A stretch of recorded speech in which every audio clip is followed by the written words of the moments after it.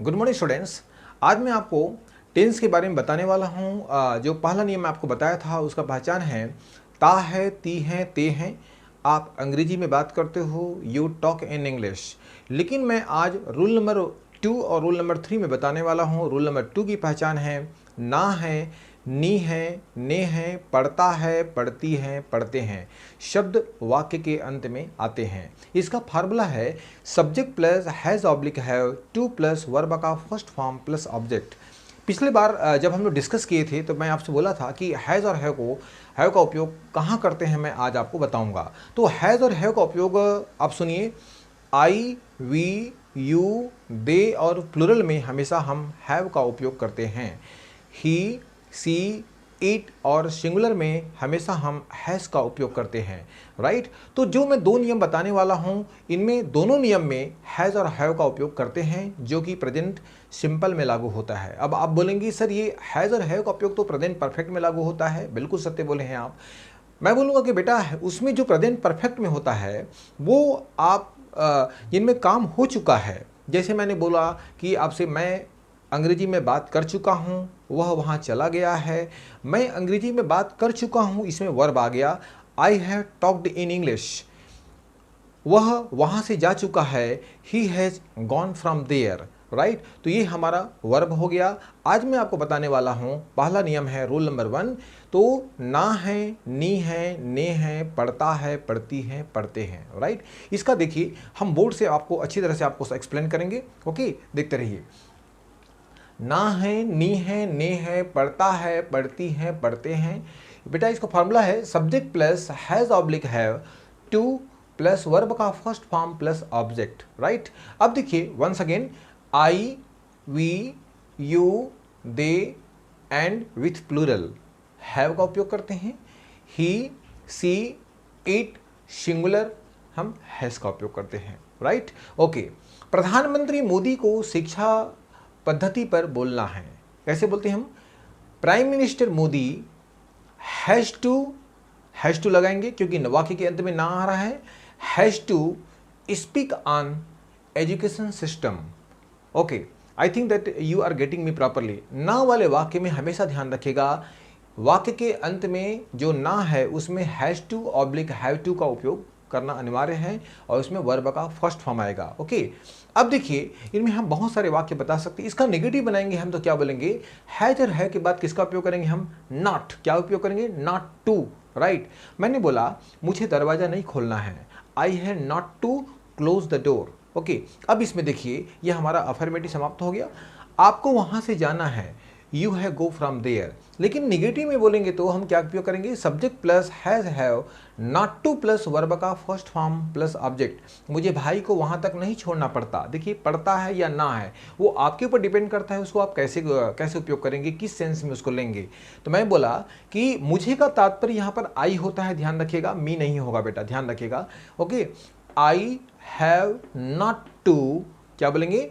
I have not to drop to my brother या to brother till there. Okay, this is correct. तो ध्यान रखिएगा जिसे वाक्य के अंत में ना आते हैं उनमें हम हैज और हैव के बाद नॉट टू लगा देते हैं, फिर वर्ब का फर्स्ट फॉर्म। आपको दोपहर में दरवाजा नहीं खोलना है, you have not to open the door in the afternoon. उन लोगों को लॉकडाउन में स्कूल नहीं जाना है, they have not to go to school in lockdown. Right. अब देखिए हमारा अफर्मेटिव और नेगेटिव समाप्त हो गया। इंट्रागेटिव कोई भी टेंस पढ़ें तो हमेशा दो प्रकार से होते हैं, ध्यान रखिएगा। यहां पर भी दो प्रकार से नियम लागू होगा। तो सामने में अगर क्या आए तो टेंस के अनुसार बेटा उसमें हेल्पिंग वर्ब उपयोग करेंगे। Has have plus subject plus two plus verb का फर्स्ट फॉर्म प्लस ऑब्जेक्ट। अगर आप सिंगुलर के विषय में बात करते हैं तो हैज का उपयोग करेंगे, अगर आप प्लूरल के विषय में बात करते हैं तो हैव का उपयोग करेंगे। राइट। क्या वंशिका को दोपहर में पढ़ाई करनी है? तो मैं बोला कि has Vanshika to study in the afternoon. Right. क्या मुझे कल इंग्लिश क्लास लेने हैं? तो मैं बोलूँगा have I to take English class tomorrow. This is correct. सामने में अगर क्या शब्द हो तो हम किसका उपयोग करेंगे? टेंस के अनुसार उसमें हेल्पिंग वर्ब लगाते हैं। क्या उसे आज अंग्रेजी में प्रश्न करना है, ये लिखा हुआ बेटा देखो। हैज़ ही या सी, अगर लड़का है तो ही लगाएंगे, लड़की है तो सी लगाएंगे। तो has he to ask a question in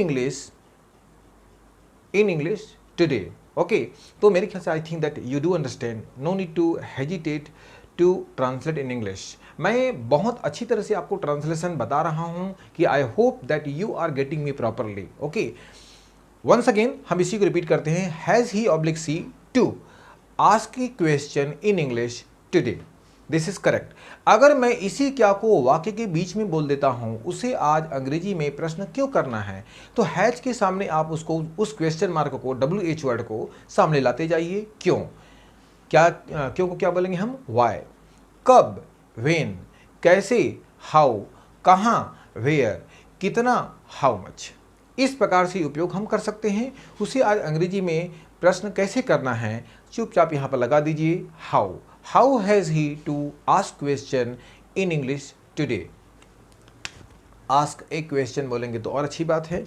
okay, अब देखिए एक एग्जांपल इसमें WH वर्ड का दिया हूं, उसे पढ़ाई के लिए कौन सी योजना बनाना है। देखिए आप यहां पर इसी का मैं जो WH वर्ड है ऊपर में बताया हूं, तो ध्यान से देखिएगा। विच प्लान, बोलिए which plan has he to check out. अंग्रेजी में योजना बनाना को क्या बोलेंगे, check out for study. Okay, मैंने बोला कि मुझे अंग्रेजी में क्या सीखना है, what have I to learn in English.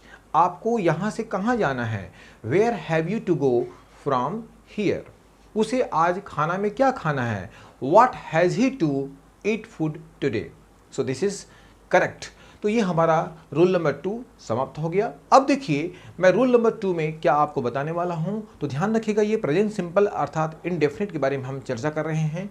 Rule number 3 में इसकी पहचान है पास बीमारी होता। ओके, पास बीमारी होता तो इसका फार्मूला है subject plus has oblique have plus counting plus object. Has और हैव का बिल्कुल सेम उपयोग होगा, लेकिन काउंटिंग का तात्पर्य होता है गिनना। ओके, मनुष्य के 2 हाथ 2 पैर और 1 सिर होते हैं। मैं बोलूंगा the human being has 2 legs 2 hands and 1 head। Okay, तो ध्यान रखिएगा, जिन चीज़ों में काउंटिंग करते हो उसमें इसी फार्मूला का उपयोग करना है। काउंट होना बहुत जरूरी है, यदि काउंट नहीं हो रहा है तो ये फार्मूला का उपयोग नहीं करिएगा आप। ओके, अब देखिए कीर्ति के पास 7 कोरी कापी और 5 रजिस्टर है। मैंने बोला पास वाले, अब कीर्ति सिंगुलर सेंटेंस है बेटा, तो कीर्ति हैज 7 कॉपीज एंड 5 रजिस्टर्स। मेरे पास 5 शर्ट है, तो हम कैसे बोलेंगे, I have 5 shirts. Okay, right. अब देखते हैं बीमारी में हम क्या उपयोग करते हैं। हम देखिए आप, रमन और अमन को आज बुखार है, तो हम कैसे बोलेंगे, देखो बेटा, Raman and Aman have fever today. हम दूसरे सेंटेंस में बोल सकते हैं कि Raman and Aman are having fever today. इसको आप हैविंग का उपयोग करेंगे तो आर लगाना पड़ेगा, लेकिन इसमें उपयोग करेंगे तो ये सिंपल वाक्य है, राइट। तो Raman and Aman have fever today, I have cholera, he has jaundice उपयोग कर सकते हैं। तो ध्यान रखेगा, कभी भी आप स्पोकन इंग्लिश में जाएंगे तो ये फार्मूला का उपयोग करेंगे तो 100% आपको लोग एप्रिसिएट करेंगे। आपकी जो सेंटेंस है, whenever you talk in English, 100% people will start to appreciate listening to your voice, listening to your lecture, right. Okay, तो देखिए आप, ये हमारा हो गया, बुखार हो गया। केकड़े के 8 पैर होते हैं, होता होती वाला, देखिए काउंट हो रहा है, तो क्या बोलेंगे, the crab has 8 legs। This is correct. अब इसमें नेगेटिव बनाएंगे तो हैज और है के बाद क्या लगाएंगे, हम नॉट लगा देंगे। This is correct. अब देखिए, मैंने बोला शेर के सींग नहीं होते, the lion has not a horn. Okay, अगर मैं इसी को बोलता हूँ, कीर्ति के पास 7 कोरी कापी और 5 रजिस्टर नहीं है, यहाँ पर हैज के बाद क्या हो जाएगा बेटा, नॉट लग जाएगा। रमन और अमन को आज बुखार नहीं है, Raman and Aman have not fever today. केकड़े के 8 पैर नहीं होते, मैंने बोला the crab has not 8 legs। This is correct. Interrogative में सेम टू सेम आपको बोलना पड़ेगा कि हैज और हैव को सब्जेक्ट के पहले लगाना पड़ेगा। इसमें भी 2 प्रकार से होते हैं, जितने भी आप पढ़ेंगे इंट्रागेटिव टेंस में, राइट, तो वो हमेशा 2 प्रकार से ही होते हैं। पहला है ऑक्सिलरी वर्ब या हेल्पिंग वर्ब, दूसरा है हमारा WH वर्ड। देखिए पहला है, मैंने बोला क्या सांप के कान होते हैं, बोलिए has a snake an ear. Okay, अगर मैं बोलता हूं क्या कीर्ति के पास 7 कोरी कापी और 5 रजिस्टर हैं, तो बेटा ये हैज सामने में कीर्ति के बाद लगा है तो कीर्ति के पहले लगा दीजिए, सब्जेक्ट के पहले। Has Kirti 7 copies and 5 registers. Okay, क्या रमन और अमन को आज बुखार है, तो बेटा यहाँ उसके सब्जेक्ट के बाद हैव लगा है तो हैव को सामने लगा दीजिए। Have Raman and Aman fever today, this is correct. क्या केकड़े के 8 पैर होते हैं, has the crave 8 legs, so this is correct. सामने में अगर क्या शब्द आए तो हम किसका उपयोग करेंगे, रूल्स के अनुसार हेल्पिंग वर्ब उपयोग करेंगे। हमारा हेल्पिंग वर्ब सब्जेक्ट के बाद हैज़ और हैव आया है, उसको हम सामने में लगा देंगे, राइट। अगर ये वाक्य, अगर ये सेंटेंस वाक्य के बीच में आते हैं, क्या, क्यों, कब, कैसे, तो WH वर्ड कहलाते हैं। मैं आपको बार बार बोल रहा हूँ, देखिए सांप के कान क्यों होते हैं, वाई लगा दीजिए, why has the snake an ear, right. हमने बोला शेर के सींग क्यों होते हैं, why has the lion a horn. एक सेंटेंस है, हमने सेंटेंस बनाया आपके लिए। यस के कितने दोस्त हैं, how many friend has yes. बहुत सारे सेंटेंस हैं। आपके कितने भाई और बहन हैं, हम बोलते हैं how many brother and sister have you. मैंने बोला अमन के कितने दोस्त हैं, हाउ मेनी फ्रेंड हैज़ अमन। तो ये बेटा समाप्त हो गया हमारा। तो आपको अच्छी तरह से समझ में आ गया होगा, ना है, नी है, ने है और वाक्य के अंत में पास, बीमारी, तो आपको अच्छी तरह से समझ में आ गया होगा। प्रेजेंट सिंपल में मैंने आपको रूल नंबर 1 में क्या बताया था, ता है, ती है, ते हैं, आप कहाँ जाते हो, आप क्या करते हो, आप यहाँ कैसे आते हो, how do you come here, what do you talk to me in English and where does your father live tonight. Okay, दूसरा रूल में पढ़ाया मैं आपको, ना है आपको कहाँ जाना है, where have you to go, आज रात आपको क्या खाना है, what have you to eat tonight, आपको अंग्रेजी में क्या सीखना है, what have you to learn in English, right. अब मैं जो थर्ड रूल है ये भी प्रेजेंट सिंपल के अंतर्गत आते हैं और मैं आपको बहुत सारे नियम बताने वाला हूं। अब देखिए पास वाला, आपके पास कितने दोस्त हैं, how many friend have you. आपको क्या बुखार है, व्हाट हैव यू फीवर, उसे क्या बीमारी है, व्हाट हैज़ ही इल। तो इस प्रकार के सेंटेंस हम उपयोग कर सकते हैं। तो बेटा इसको, ये स्पोकन इंग्लिश में आप जरूरी है कि ये सभी नियम को जानें, तभी आप इंग्लिश में अच्छी तरह से बोल पाएंगे। Otherwise you might have lots of problem to speak in English. I hope that you have got it properly.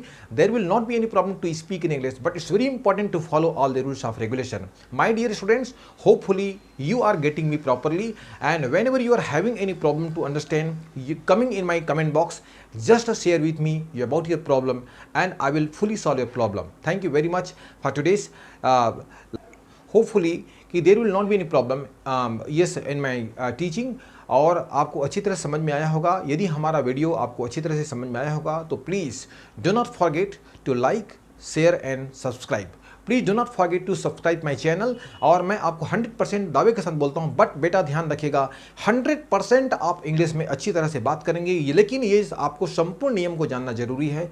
यदि आपको इंग्लिश में अच्छी तरह से स्ट्रॉन्ग करनी है तो अंग्रेजी में कहावत है, the man is self architect of his fate. मनुष्य अपने स्वयं भाग्य का निर्माता है। करना चाहे तो बहुत कुछ कर सकते हैं और नहीं करना चाहे तो हम कुछ भी नहीं कर सकते। तो ध्यान रखिएगा, if you are practising yourself daily, तो I think that you can get each and everything, and if you are going to down position you may get lots of trouble. So it's very important to focus on this point and speak English nicely. Daily practice करनी बहुत जरूरी है। मैं आपको बताया हूँ लिखने से काम नहीं चलता, बट इसको हमें प्रैक्टिस करनी जरूरी है, right. So thank you very much for today's video, और please do not forget to like, share and subscribe. This second time, sorry for that. Today's class, thank you very much. Okay, thank you, keep watching.